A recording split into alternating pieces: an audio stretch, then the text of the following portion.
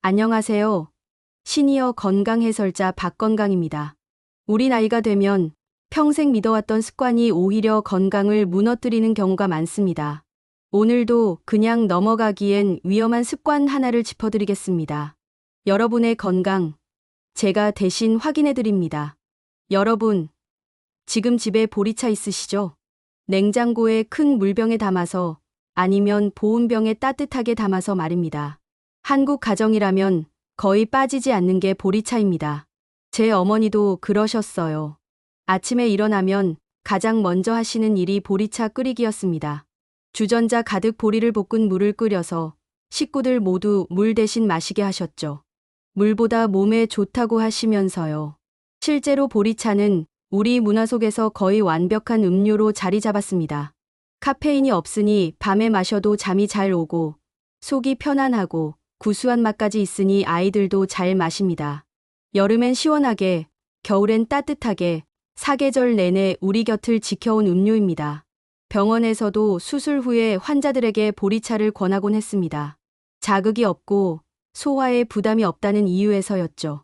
심지어 다이어트 중인 분들도 물 대신 보리차를 마시면 더 건강해진다고 믿었습니다. 이렇게 좋은 이미지만 있던 보리차, 도대체 뭐가 문제일까요? 문제는 매일 물 대신 대량으로 마시는 데 있습니다. 젊을 땐 괜찮았던 습관이 나이가 들면서 우리 몸에 부담이 되기 시작합니다. 특히 신장, 우리 몸의 정수기 역할을 하는 이 작은 장기가 보리차 때문에 서서히 무너지고 있을 수 있습니다. 오늘 제가 드릴 말씀은 보리차를 절대 마시지 말라는 게 아닙니다. 다만 우리가 몰랐던 위험성을 정확히 알고 올바르게 마시자는 겁니다. 평생 믿어왔던 습관이 오히려 건강을 해칠 수 있다는 사실, 함께 확인해 보시죠. 자, 이제 본격적으로 보리차의 어두운 면을 들여다보겠습니다.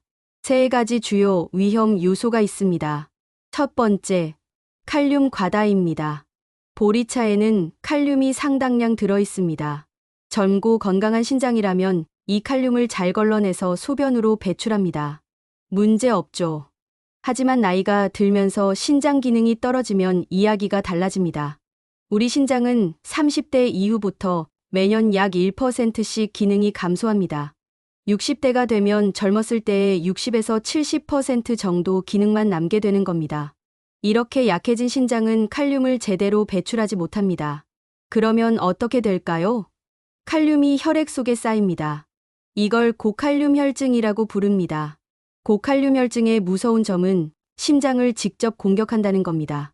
칼륨 수치가 높아지면 심장 박동이 불규칙해지고 심한 경우 심장이 갑자기 멈출 수도 있습니다. 특히 이미 심장질환이 있거나 혈압약을 드시는 분들은 더욱 위험합니다. 실제로 투석을 받는 신장 환자들에게 의사들이 가장 강조하는 게 바로 칼륨 섭취 제한입니다. 바나나, 토마토, 감자 같은 칼륨 많은 음식을 조심하라고 하는데 정작 매일 마시는 보리차의 칼륨은 모르고 넘어가는 경우가 많습니다. 두 번째, 옥살레이트라는 성분입니다. 보리를 비롯한 곡물에는 옥살산, 정확히는 옥살레이트라는 물질이 들어 있습니다.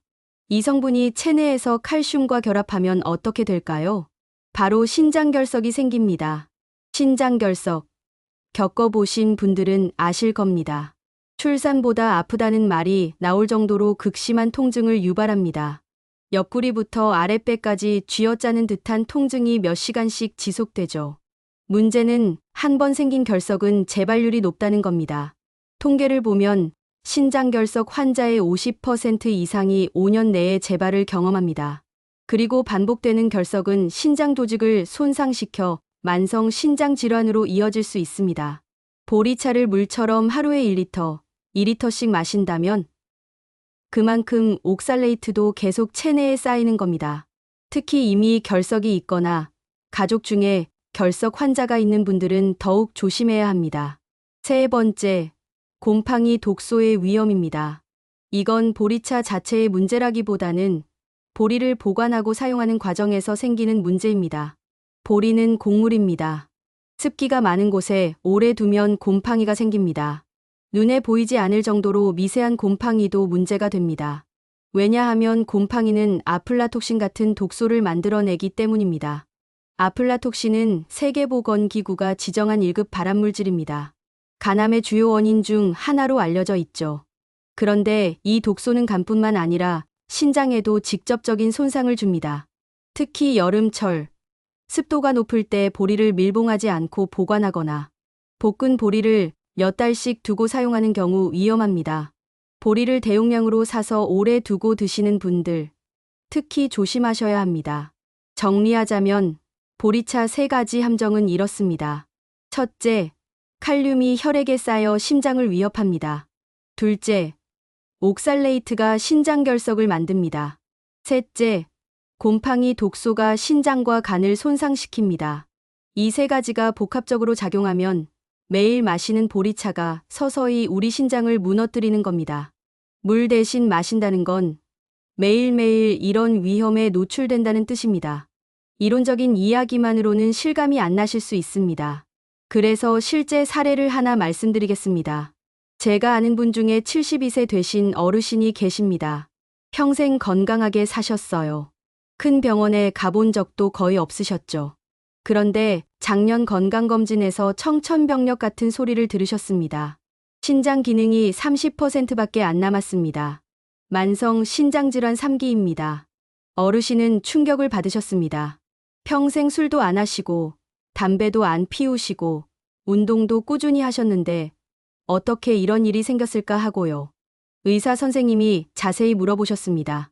식습관, 생활습관, 가족력까지 꼼꼼하게 체크했습니다. 그리고 하나 발견한 게 있었습니다. 혹시 물 대신 다른 걸 자주 드십니까?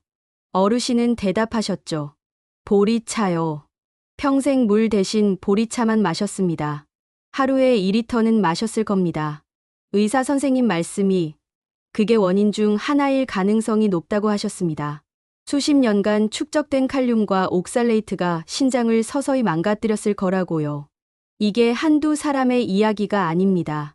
우리나라 통계를 보면 65세 이상 어르신 중 만성 신장질환 유병률이 계속 증가하고 있습니다.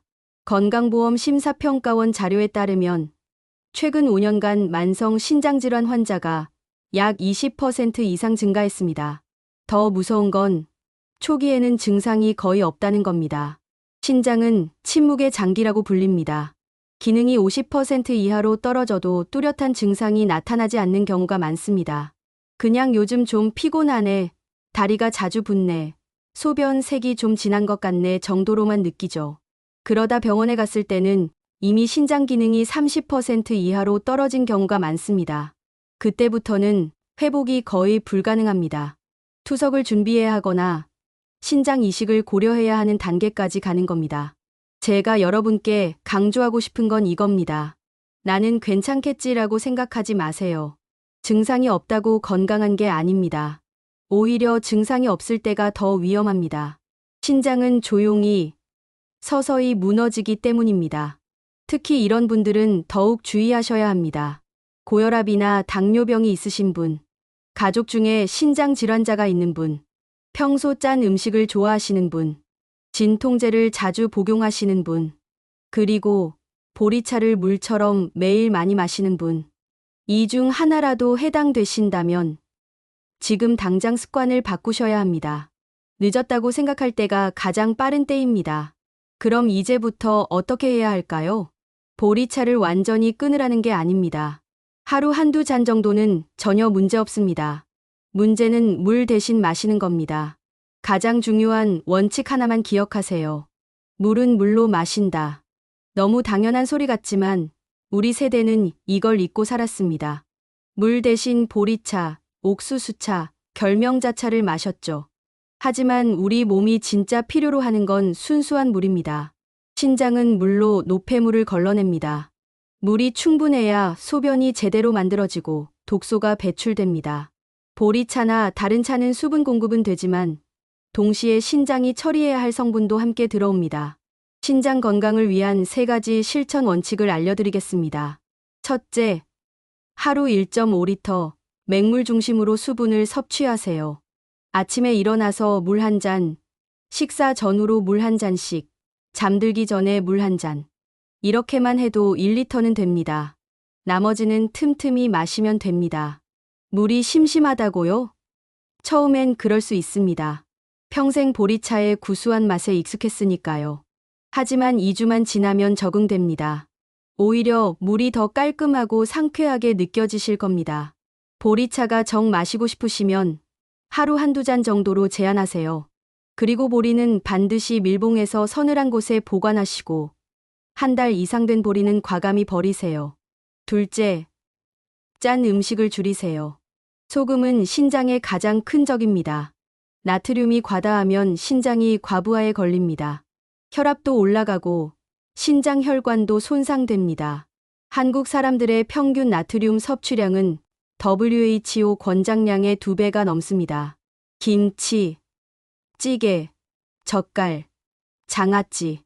우리 식탁은 소금 천지입니다. 지금부터라도 국물 음식은 건더기만 드세요. 간장이나 소금 대신 후추, 마늘, 생강으로 간을 하세요. 가공식품, 인스턴트 식품은 최대한 피하세요. 짠맛에 익숙해진 혀는 2주면 바뀝니다. 처음엔 음식이 싱겁게 느껴지지만 금방 적응되고 오히려 재료 본연의 맛을 느끼게 되실 겁니다. 셋째, 정기적인 검사로 신장 수치를 확인하세요. 1년에 한 번 건강검진 때 꼭 소변 검사와 혈액 검사를 받으세요. 특히 크레아티닌 수치와 사구 체여과율을 확인해야 합니다. 크레아티닌은 신장이 제대로 일하지 못하면 혈액에 쌓이는 노폐물입니다. 이 수치가 높으면 신장 기능이 떨어진 겁니다. 사구 체여과율은 신장이 1분 동안 걸러내는 혈액의 양을 나타냅니다. 정상은 90 이상인데 60 미만이면 만성 신장질환을 의심해야 합니다. 50대 이후부터는 이 수치를 매년 체크하시고 만약 떨어지는 추세라면 바로 전문의와 상담하세요. 또 하나, 소변 색깔과 양을 관찰하세요. 소변이 너무 진하거나 거품이 많이 나거나 양이 갑자기 줄어들면 신장에 문제가 있을 수 있습니다. 마지막으로 약 복용에도 신경 쓰세요. 진통제, 특히 이부프로펜 같은 소염 진통제는 장기 복용 시 신장을 손상시킵니다. 꼭 필요할 때만 복용하시고 의사와 상담 없이 함부로 드시지 마세요. 여러분, 습관 하나만 바꿔도 신장은 훨씬 오래 버틸 수 있습니다.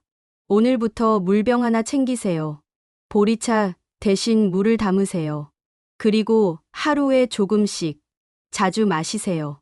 신장은 한번 망가지면 되돌릴 수 없습니다. 하지만 지금부터 잘 관리하면 90세까지도 건강하게 쓸 수 있습니다. 선택은 여러분의 몫입니다. 오늘 내용 혹시 마음에 와 닿으셨나요? 그렇다면 오늘 하루 나 자신을 위해 한 가지라도 실천해 보세요. 늘 건강하시고 행복하시길 바랍니다. 시니어 건강 해설자 박건강이었습니다.